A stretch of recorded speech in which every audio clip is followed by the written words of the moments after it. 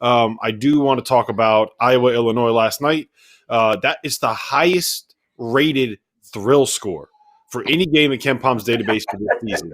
KenPom was so thrilled by that game last night, and it lived up to it. I mean, that was a fun basketball game. I told my wife that when I told her I had to watch the game at 9:00 on a Friday night. She was like, usually if there's not much on Friday night, we'll watch a show or something. I said, yeah, but this one has the highest thrill score. I tried to explain it to her, what the hell thrill score was. So after the game, I came upstairs at like 11:15, and she's like, well, like, how was it? Did it live up to it? And I said, well, 1 to 10, I'd probably give it an 8.5 on the thrill score. I'm not sure I'd give it a 10, but it was a good game. It was fun, especially early. Neither team could miss early. And then Luka, listen, he got in foul trouble. He slowed down. They stopped getting him the ball a little bit in the second part of the first half. And Trent Frazier was really the difference. I mean, he was the difference last night. He was terrific. And if Trent Frazier can play even close to that, Illinois is a completely different team with Io and Trent Frazier both, doing what they do. I mean, they need other guys making shots. And whether that's Trent Frazier or Adam Miller or this Granderson kid they got or DeMonte, like they need somebody making shots to create space. Because like their whole offense is, all right, let's get Io going to his right, get him downhill, get him driving to the basket. Let's get Kofi Coburn touches in the paint. And none of that stuff works unless there's space. You got to be able to have space. And the way to make space is to be able to have guys make shots. I mean, that's really just – I think it really is just that simple. I mean, Trent Frazier was awesome. Io made some big shots. Jacob Granderson hit a huge three down the stretch. Yep. Andre Curbelo. I'm going to just – I think his nickname needs to be Too Much. Because, like, he's one of those guys where when a play comes off, it's unbelievable. And you're like, holy shit, that dude is awesome. How does he see that? And then, like, 50% of the time, you're like, dude. Even the 5-second call at the end, it's like, come on, man. Like, really? It's like, dude, you're doing a simple pass. You're doing too much. You're doing too much. He's always going for the home run ball. That's it's good. You don't want to take that aggressiveness away from him, but it's also like he's got some Mac McClung, totally different players, but he's got some Mac McClung in him in a way, right? The flash, the sizzle, the hitting the home run. Sometimes he looks like a high IQ player, and other times he looks like he's never played basketball. The sizzle? Define sizzle for me. The sizzle. I don't know. The sizzle. Flash. The sizzle. All right. So the only other thing that I do want to mention is that Iowa was without CJ Frederick, but it allowed them to put Keegan Murray into the starting lineup. And you like that? I honestly think that they need, like, Keegan Murray to me is kind of like the piece that makes Iowa like work, Iowa an actual final contender. Yeah, he makes shots, so you're not losing any of that floor spacing with him. He's the best defender that they have. He's the best athlete that they have. I just think that they need him on the floor, man. He brings something that no one else brings, and I don't know if necessarily dropping CJ Frederick is the right answer for who you got to lose, but I just think they need Keegan Murray to play 30 minutes. And look, to be honest, I know that Iowa lost. I'm not worried if I'm an Iowa fan, or I'm like, you make jokes about the Fran fade and you were right there. You're right there on the road in Champaign against the top 25. Yeah, without CJ Frederick. Well, actually, so we actually had a question about that today. Brandon Wildman wants to know, and he wants your logic for why Kansas is 10th, Minnesota is 16th, and Illinois is 21st. He wants you to judge. This is not me.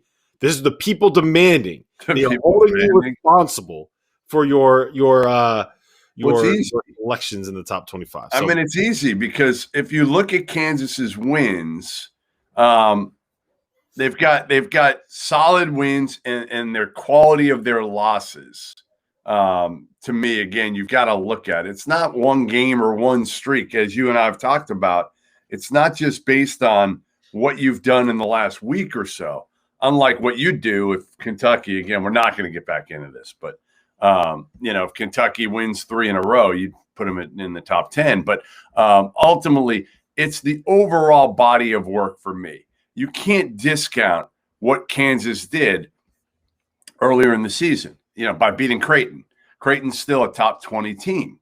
The losses at Gonzaga neutral, Texas at home. They got blown out on that one, but it's still a top 5 team. At Oklahoma State, top 20 team. At Baylor, obviously no shame. At Oklahoma, top 20 team. All 5 of their losses are quality losses. They are. They have no bad losses. And they did beat Texas Tech in Lubbock. They beat Creighton, and they beat Oklahoma at home. Those are 3 good wins. Now, again, I'll take a quick look, and then we'll move on to the Illini. The Illini have wins. Their wins are Duke on the road. Duke's not even a tournament team today. We agree on that, Rob? They're not even a tournament team today? Maybe. They're right there on the bubble. Yeah, I mean, it's so hard to figure out what's going to be a tournament team. But like, if the tournament started today, and you made me bet my life on it, I would probably bet on Duke getting in. Yeah, because they're Duke. I agree. It's Duke. They're probably getting to the tournament. There are other wins. Who are we kidding? It's Duke. Minnesota at home. I mean, again, Minnesota at home.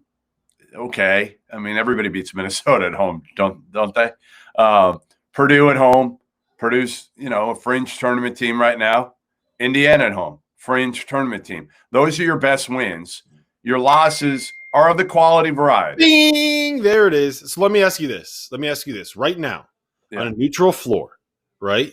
On a neutral court, Kansas and Illinois are playing. There's no spread. You're just betting straight up who wins. Who are you taking on a neutral court? Kansas and Illinois? Yeah. Kansas. I'll take Kansas. Absolutely. They're a better overall team. They're older.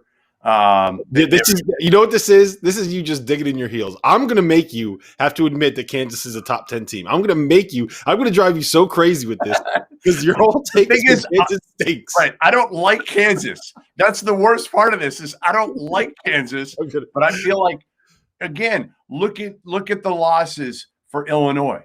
They lost, again, at neutral Baylor, fine. At Missouri, fine. At Rutgers, fine. I'll give you that one. Maryland at home, not okay. Ohio State at home, okay. Yeah, but it's completely justifiable to lose at home by 25 against Texas. You're still a top 10 team. You lose at home by 25 to Texas. Anyway, I just want to give we can go into Saturday slate, but I do want to give a shout out to Deshaun Butler, who said not a tournament team in the comments. I have no idea who he's talking about, what he's talking about, where he's talking about, but he just said not a tournament team. So I'm going to go ahead and assume that that's West Virginia All-American Deshaun Butler in the comments saying that Kansas is not a tournament team. He's been drinking early. A little bit early for the beers. A little bit early to get started on a Saturday day. A little bit early for the Beers and Ball live stream, Deshaun. Come on, get it together, buddy.